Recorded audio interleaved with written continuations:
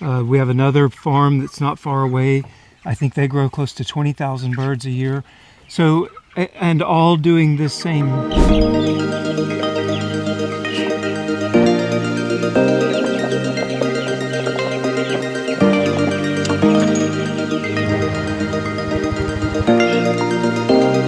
We are doing the best that we can here at Air2Ground Farms to help supply more chicken into our community.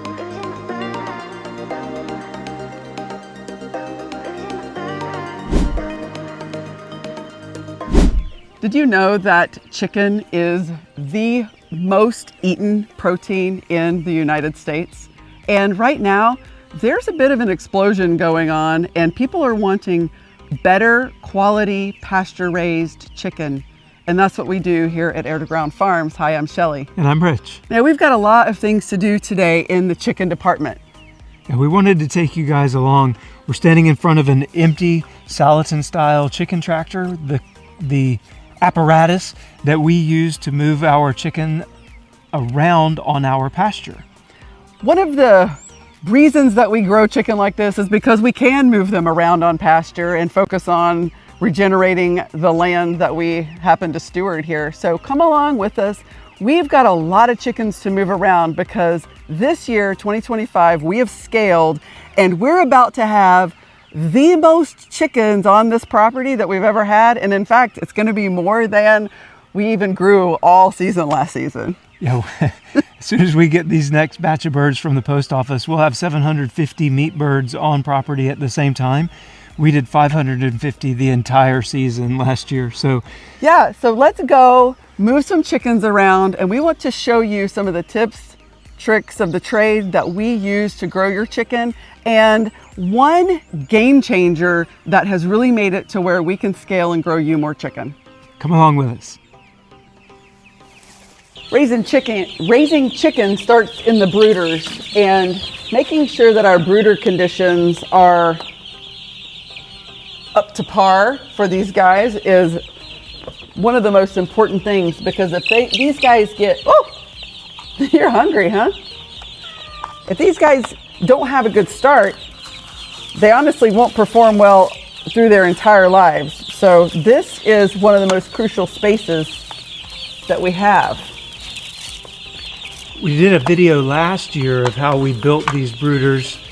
Check it out if you're interested. It's really wasn't that difficult, and we're able to take them apart and store them over the winter time when we're not raising chickens.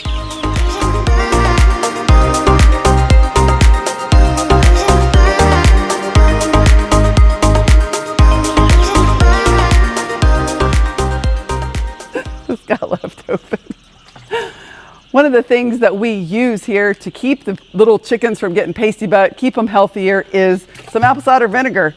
Toss a little bit in the water,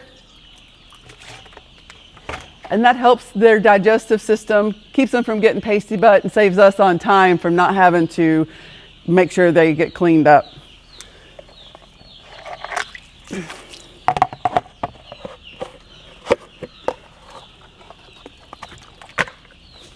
Another important thing is to, when they're really, really small, I add some rocks just from out here on the driveway. I add rocks, come in just a little bit. I add rocks to the water down here. Just toss a few in there so that whenever they're teeny tiny, they can stand on that rock and not fall in to the water, because if they fall into the water and get super wet, it's going to make them get too cold. They can't get dry. They're super sensitive to temperature and they'll die, and we don't want them to die. That's pointless.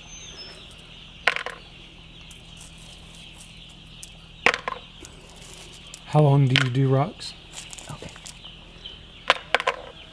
So I'll usually do rocks like this for about 2 or 3 days whenever I know that they have found the water, they know where it is, and they're not climbing in and on around it so much. So usually a couple of days and they quit acting like that. But whenever they first get here, they're really, really young. They really don't know even what to do other than just get in the water, and that's terrible. So a couple of days, then you don't need the rocks anymore.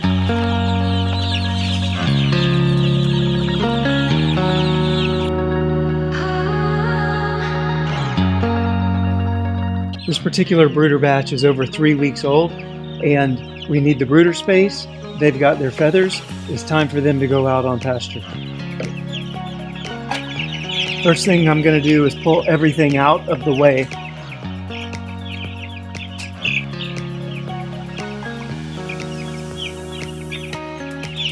So I can pick them up and pop them in.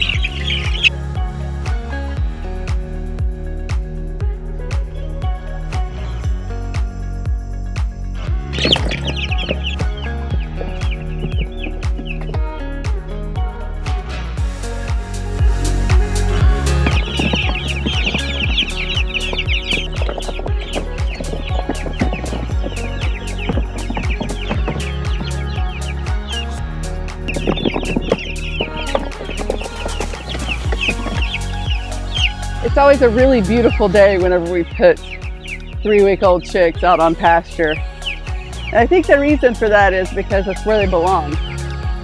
While they are in this confined space, sure, but this is just to protect them, really, and so that we can make sure that they're safe.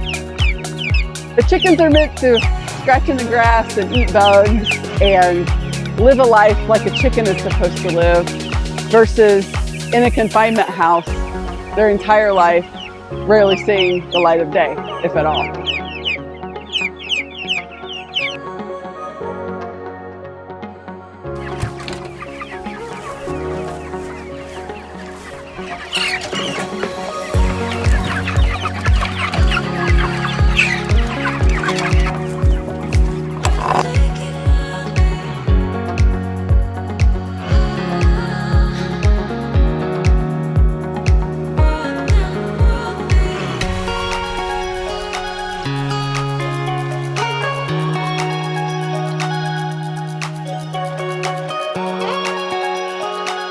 A question that we get sometimes is why?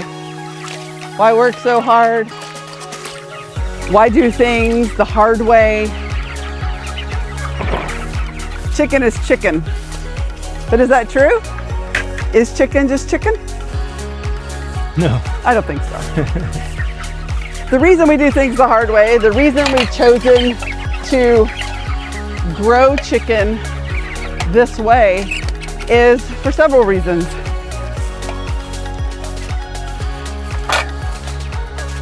Number one, the chicken tastes better. It's eating things that it's supposed to eat. It's got grass and bugs and, like Rich just said, clean ground every day. Number two, it's regenerative. What's that even mean? We happen to believe that our current farming system and food industry is broken. And regenerative really just means what you think. To regenerate something. To not only stop doing the old methods, but to make it better. Come on, chickens.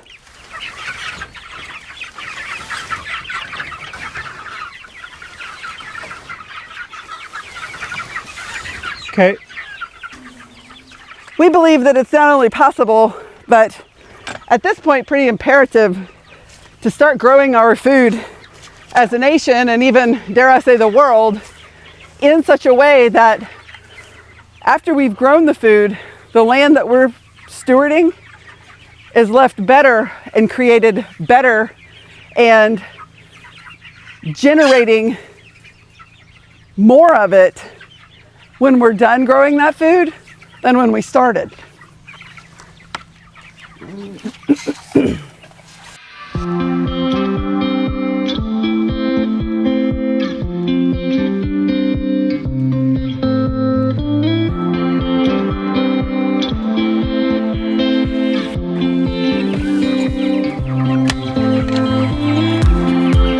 Conventional farmers and factory farmers will say, yeah, that's cute, you know? We can't grow enough food like that. This isn't scalable. It's scalable to a certain degree, but you're right. We can't grow 100,000 birds in one fell swoop out here with these chicken tractors. And the world does need more food than that. But We are going to grow around 2,000 birds here on our small farm. One of our partner farms just a few miles away, they're growing 16,000 birds this year. We have another farm that's not far away. I think they grow close to 20,000 birds a year. So, and all doing this same style of pasture raised, fed GMO free food. So I think that while true, it's not scalable if you have the mindset of the million bird factory farms and the million bird factory processing plants, but it is replicable. You can replicate this on farms all over the place, and you don't need a whole lot of space to run a chicken tractor with 75 chickens in it. Exactly. So like you said, while not scalable to mega size, I don't think that that's necessarily the right approach to our food system anyways, because when we scale to those huge numbers, more inputs are required because of the confinement situation. And what we're able to do here is get them onto a fresh piece of ground every single day. Therefore, they're not sitting in their own poop. They're not eating their own poop. They're able to get fresh ground, and that keeps them healthy. So we don't have to administer other inputs. And it leaves the ground looking so much better. The amount of good stuff, fertilizer that's left behind by these chickens is enormous. And the ground where we have run the chickens over the past few years is way better than it was before the chickens. So not only is the chicken better, the ground is better, and the soil is actually regenerated. So with a few tools at hand, no matter what your situation is, if you can do the Joel Salatin style dolly, awesome. And if you have the equipment and the means to make that type of thing, that's great. We did not, so we came up with another system. Yeah, and we'll talk to you about that in a minute. We're able to make it to where we can scale better so it doesn't take time. Because when you scale anything, efficiency is key. That's right. You have to make it to where it doesn't take all day to get a project done. Yeah, and really, one person needs to be able to do it. We're both out here doing it. We like to do things together, but not required. Right, because a lot of times we need to divide and conquer. You go do the pigs, I'll take care of the chickens. You do the sheep, I'll do the chickens. Whatever the thing is, so if we can divide and conquer, that means we can grow more food.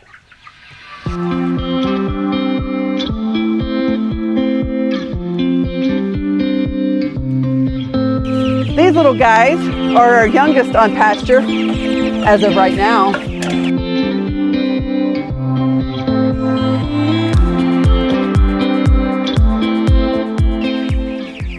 When we decided to scale up this year and grow more chickens, getting them USDA processed means that we can grow 2,000 birds this year, which is amazing. But the thing is, we didn't have enough space. So we had to make more chicken tractors. This year we have added 3 more chicken tractors, which means we're able to grow in each one 50 to 75 birds all season long. So that meant we've scaled our production over 3 times more than we did last year.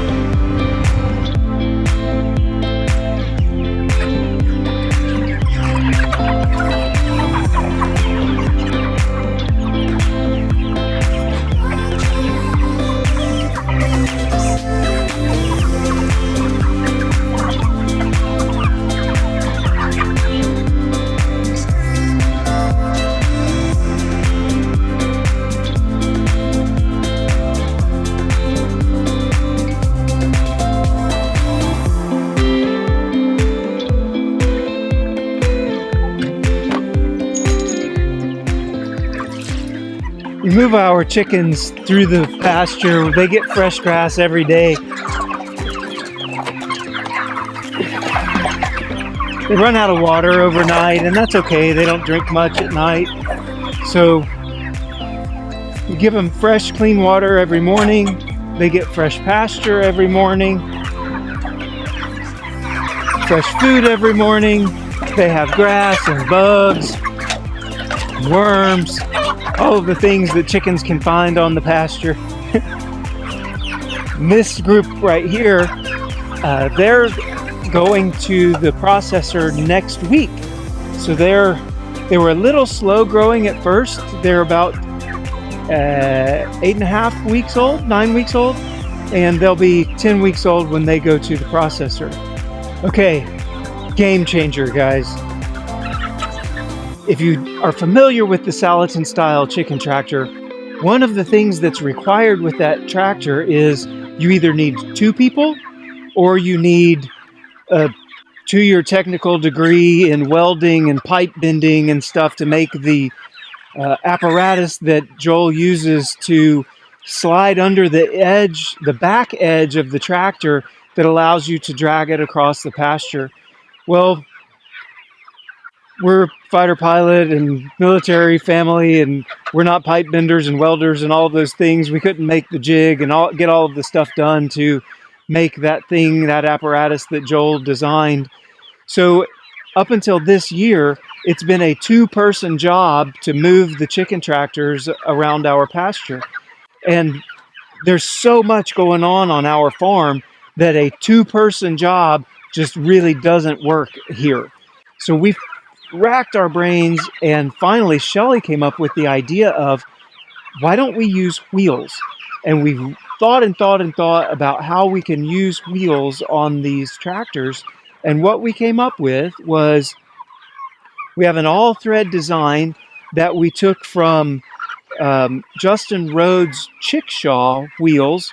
So we have a piece of all-thread with some nuts and washers and a tire that we found just at our local feed store, basically. And the thing that we were careful to do was, you need the distance between the middle of the tire and the end of the tire to only raise the chicken tractor up off of the ground just an inch or two, just enough to break that back edge off of the ground that'll allow you to pull it across. Man, we've got rocks and bumps and holes and clumps of grass. I mean, we're not pulling these tractors across a golf course, right? They're pulling across our Ozark pastures. So we needed something that we were going to be able to do to be able to pull these tractors with 1 person, and this is what we came up with. Check this out about how we are able to use these things to move our tractors.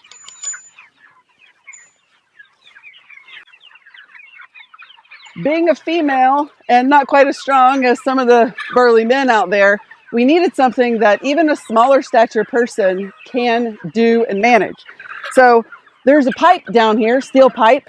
It's about 18 inches long. It's strapped on with some plumber's strapping back here, as you can maybe see through there. They strapped it on with that onto the frame itself.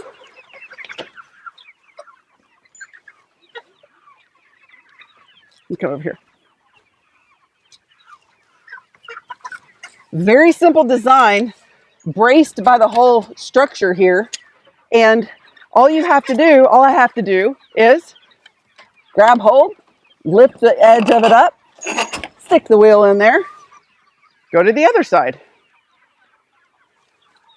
And it raises it just barely off of the ground. You can see it's just enough that it doesn't get hung up on everything, but not enough for the chickens to be able to get out. So you can see a chicken right here beside it.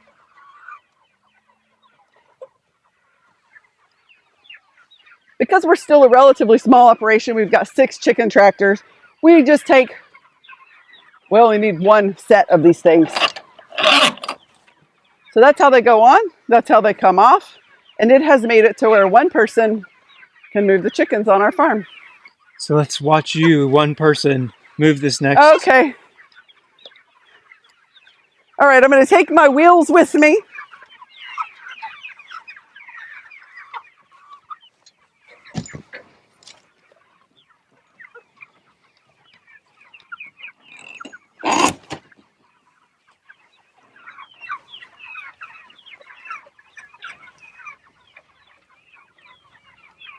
When the chickens get to be this big, you don't have to talk them into moving.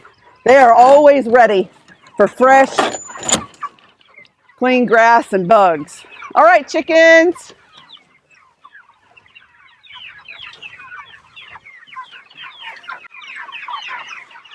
The whole idea is to move them forward just to give them one new space. Let's go, chickens.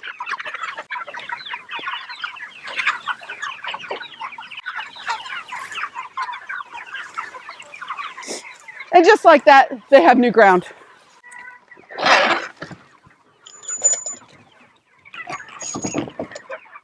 Genuine game changer, because this now allows one person to go move chickens.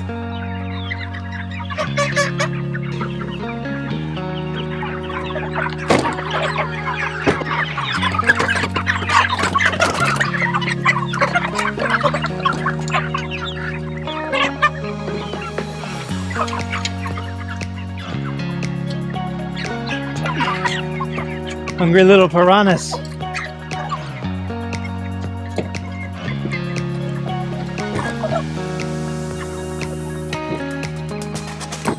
Well, we end today's video at the same tractor we started today's video with, except now 75 birds are on grass for the first time in their life and where they will spend the rest of their life. Chicken being the #1 protein that Americans eat, we are doing the best that we can here at Air2Ground Farms to help supply more chicken into our community. But not only do we supply it to the community, these chickens are actually going to be USDA processed to be shipped nationwide. If you are in New York, California, Texas, anywhere in the lower 48 states, we can ship this chicken to you. That's right. Visit air2groundmeats.com and you'll be able to see all of the products that we have: beef, lamb, pork, and chicken. And we'll be able to ship it straight to your door. Whole, breasts, thighs, wings, you name it pretty much. If it comes off of a chicken, a cow, a pig, or a sheep, we probably have it in store. Yeah. So check out air2groundmeats.com, place your order, and I'll be happy to ship it straight to your door. Thank you guys for hanging out with us again today at Air2Ground Farms. And until next time, bye y'all. Bye y'all.